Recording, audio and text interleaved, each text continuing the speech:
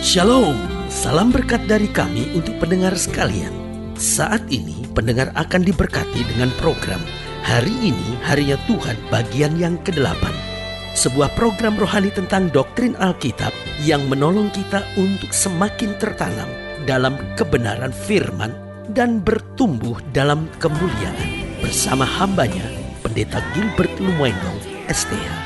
Banyak orang merasa doktrin Alkitab sebagai sesuatu yang membingungkan. Tetapi tahukah saudara bahwa doktrin Alkitab intinya adalah memahami Alkitab dengan benar, dengan pemahaman yang sistematis, sehingga kita terus dapat tertanam di dalam kebenaran firman, sehingga kita terus bertumbuh di dalam kemuliaan Allah. Buka hati saudara sekalian untuk menerima berkat-berkat firman-Nya hari ini. Hidup Kristen adalah hidup yang menekankan tentang kemurnian dan kekudusan. Mengapa hidup Kristen menekankan tentang kemurnian dan kekudusan? Karena pada dasarnya menjadi Kristen berarti kita dipersiapkan menjadi mempelai Kristus. Karena Kristus sendiri adalah mempelai laki-laki dan kita pengantinnya, mempelai wanita Kristus. Haleluya. Namun tanpa disadari banyak orang percaya terlibat dalam persundalan. Mungkin sudah berkata, aduh pendeta itu kok bahasa kasar sekali, persundalan, apa maksudnya, ya kan? Saudaraku, kalau kita bicara tentang persundalan dalam Alkitab, saya melihat ada beberapa tingkatan tentang persundalan. Yang pertama yang disebut persundalan rohani. Apa itu persundalan rohani? Yaitu ketika orang yang sudah menerima Yesus, orang yang sudah percaya kepada Tuhan, tetapi masih berhubungan dengan kuasa-kuasa kegelapan, penyembahan berhala, itu termasuk persundalan rohani. Karena kita tidak bisa mengabdi kepada dua Tuhan. Kalau kita mengabdi kepada dua Tuhan, maka kita seorang pengkhianat, kita seorang pesundal, saudara-saudara. Iya kan? Lalu mungkin ada orang yang berkata, tapi saya tidak pernah pergi ke dukun, saya tidak pernah percaya paranormal, saya juga tidak pernah menyembah berhala, saya hanya baca aja apa kata bintang, itu kan cuman bacaan untuk lucu-lucu saja. Oh saudaraku, iblis itu licik. Dia bisa pakai sesuatu yang kelihatannya hanya lucu-lucu saja, tetapi tujuannya mengikat, membelenggu, dan bahkan mengutuk kehidupan saudara. Karena sebagai hamba Allah, saya hanya mau ingatkan kita anak Tuhan, hidup dalam kesucian, jangan bersundal secara rohani. Yang kedua, persundalan yang saya sebut persundalan iman.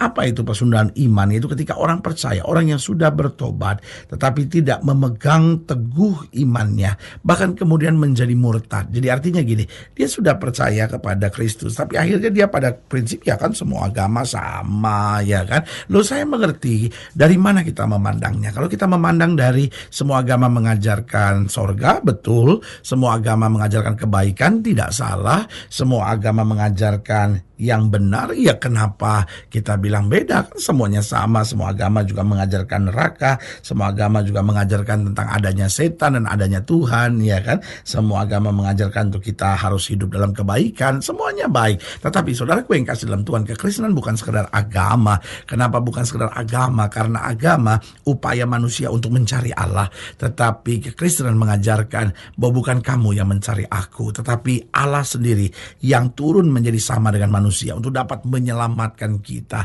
Karena kalau kita mencari Allah, kita tidak akan pernah menemukan Allah. Tapi kalau Allah mencari kita, kita diselamatkan. Nah, kalau kita sudah diselamatkan oleh Kristus, tapi masih dalam konsep kan semua agama sama, ya kan.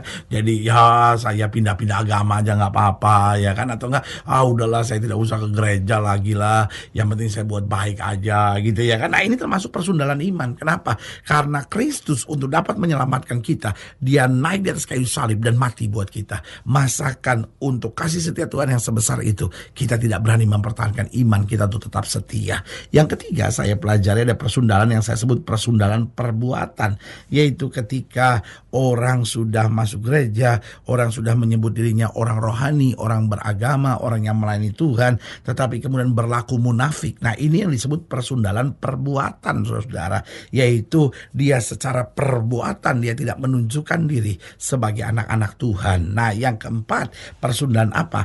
persundalan seksual ketika orang hidupnya tidak lagi berjalan dalam kesucian dalam tubuhnya. Dia pacaran, lakukan hubungan seks sebelum nikah, ya kan?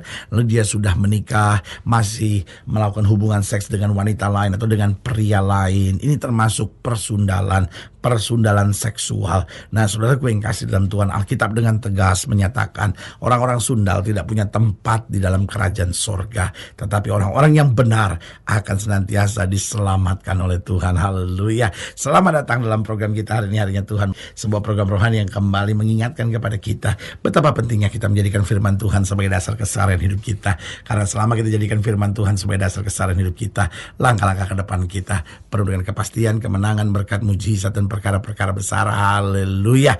Dan dalam program ini kita memang sedang membahas tentang persundalan. Persundalan di sini mencakup 4 hal yang sudah saya jelaskan, yaitu persundalan rohani, persundalan iman, persundalan perbuatan, dan persundalan seksual.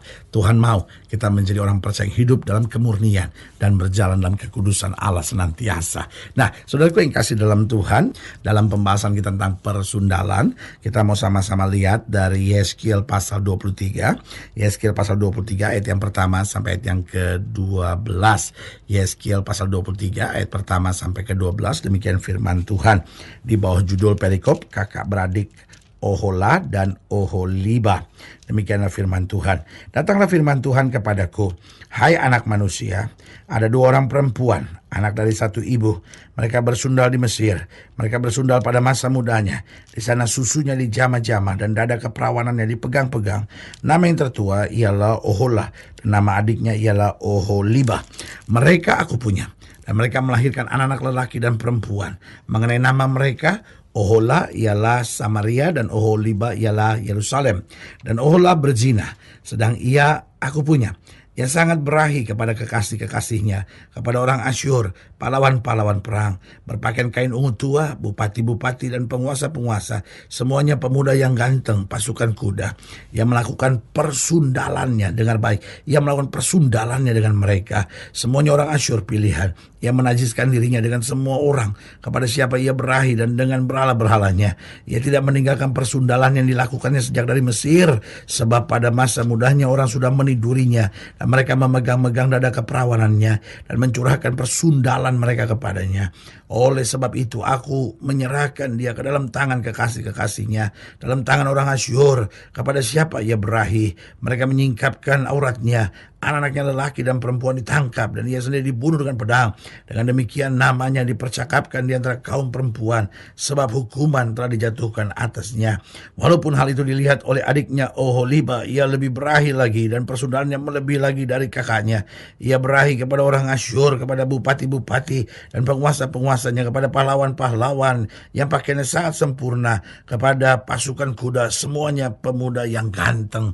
Nah, saudaraku yang kekasih dalam Tuhan, dari sini kita bisa melihat bagaimana Tuhan sedang bicara kepada umatnya bahwa kamu telah bersundal begitu hebat. Tetapi dari ayat-ayat bacaan ini kita bisa melihat bagaimana tanpa kita sadari seringkali kita menjadi orang percaya yang hidup dalam persundalan. Bukan hanya persundalan rohani, persundalan tubuh, persundalan jiwa, dan juga persundalan perbuatan ini. Tetapi saudaraku yang kasih dalam Tuhan, Alkitab buku luar biasa. Dia mengajarkan kepada kita bahaya, tapi dia juga mengajarkan kepada kita bagaimana mencegahnya. Dari ayat-ayat bacaan ini saya bisa melihat bagaimana Tuhan mengajarkan umatnya untuk mencegah diri dari persundalan, baik persundalan rohani, persundalan iman, perbuatan, dan juga persundalan dalam seksual ini. Yang pertama, jaga pergaulan. Diingatkan, kamu tidak hati-hati dalam bergaul. Berarti Tuhan mau kita mencegah dengan apa? Dengan menjaga pergaulan kita. Alkitab sudah bilang pergaulan yang buruk menghancurkan kebiasaan yang baik. Lalu yang kedua yang Tuhan ingatkan, yaitu perhatikan apa yang kita baca, perhatikan apa yang kita tonton. Ini penting sekali. Kadangkala bacaan-bacaan yang kita baca itu sangat mempengaruhi kita. Banyak orang gak ada waktu lagi baca Alkitab. Yang dia baca cuma hal-hal duniawi, yang dia tonton cuma hal-hal yang membuat hidupnya lebih jauh dari Tuhan. Itu sebabnya perhatikan, sehingga kita dibangunkan. Karena apa yang kita baca, apa yang kita tonton sangat mempengaruhi pikiran kita. Itu bukan berarti hidup Kristen nggak boleh ini, nggak boleh itu. Tetapi saya mau beritahu, berilah tempat lebih kepada firman. Berilah tempat lebih kepada hal-hal yang rohani. Sehingga itu menjadi filter yang baik. Apapun yang kau baca, apapun yang kau tonton, jika tidak benar, difilter oleh firman Tuhan. Yang ketiga, bagaimana mencegahnya? Selalu hidup dengan firman. Karena saya percaya betul, orang-orang yang hidup dengan firman akan berjalan senantiasa dalam kekuatan dan anugerah kasih Tuhan. Dan yang keempat, saya pelajari bagaimana mencegahnya. Jaga perkataan kita. Jangan perkataan-perkataan kita perkataan negatif. Jaga perkataan kita supaya perkataan-perkataan kita jangan perkataan-perkataan yang mengutuk diri kita sendiri, tetapi perkataan yang membangun, yang menguatkan. Nah, pertanyaannya, mengapa kok persundalan bisa terjadi? Yang pertama saya pelajari, seorang bisa melakukan persundalan baik secara rohani maupun secara iman, secara perbuatan dan secara seksual. Yang pertama, karena tidak takut akan Tuhan. Orang kalau takut akan Tuhan, dia takut berbuat dosa. Yang kedua, karena tidak mengerti kehendak Allah dalam firman. Yang dia pikir cuma hal-hal yang menyenangkan buat dagingnya. Dan ini menipu. Tapi kalau orang mengerti kehendak Tuhan dalam firman, maka meskipun berat, dia tahu ini menyenangkan hati Tuhan dan dia menjalankannya.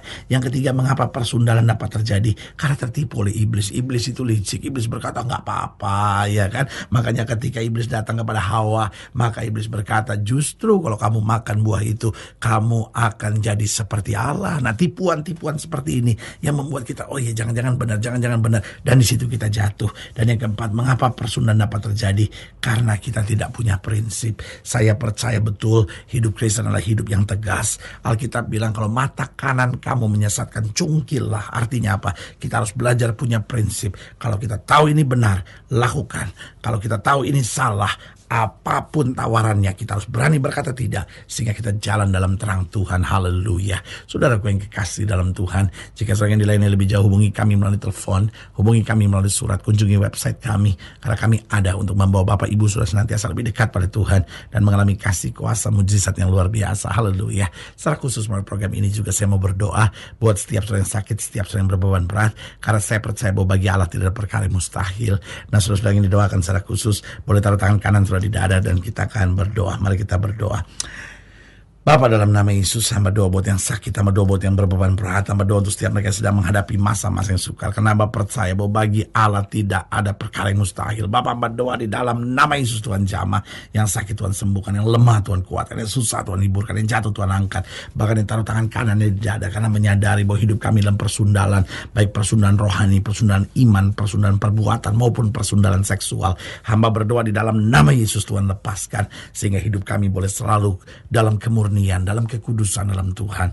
Di dalam nama Yesus kami berdoa. Haleluya. Amin.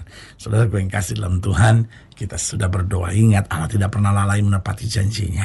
Inilah saatnya buat kita untuk bangkit, bersemangat, bersuka cita dalam menghadapi segala perkara.